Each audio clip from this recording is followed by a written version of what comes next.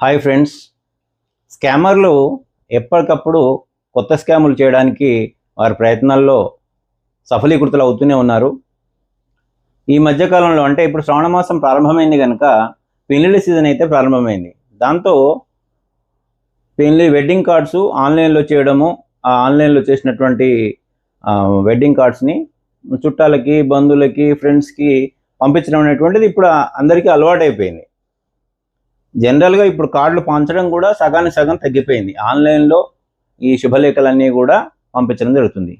ఈ విషయాన్ని అర్థం చేసుకున్నటువంటి స్కామర్లు దీన్ని అవకాశంగా ఉపయోగించుకొని ఒక ఏపీకే ఫైల్ని ఈ వెడ్డింగ్ కార్డ్ లాగా పంపించడం జరుగుతుంది. మనకు వెడ్డింగ్ కార్డ్ లాగానే అనిపిస్తుంది. మనం నిజానికి వెడ్డింగ్ కార్డే అనుకొని మనం క్లిక్ చేయడం జరుగుతుంది. దాంతో మన ఫోన్లో ఏపీకే ఫైల్ అనేది ఓపెన్ అవుతుంది.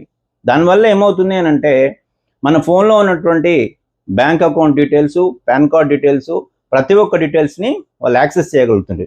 దానివల్ల బ్యాంకులో ఉన్నటువంటి డబ్బులన్నీ కూడా ఖాళీ చేస్తున్నారు. ఇటువంటి స్కామ్స్ ఇప్పటికే హిమాచల్ ప్రదేశ్లో కొన్ని కేసులు కూడా నమోదైనాయి. ఇప్పుడిప్పుడే భారతదేశం మొత్తం కూడా వ్యాపిస్తున్నాయి. కనుక తస్మాత్ జాగ్రత్త. స్కామర్లతోటి మీరు శుభలేఖలు వచ్చినా కూడా అనవసరంగా మీకు కన్ఫర్మేషన్ లేకుండా ఓపెన్ చేసుకోకండి. అందరూ జాగ్రత్త.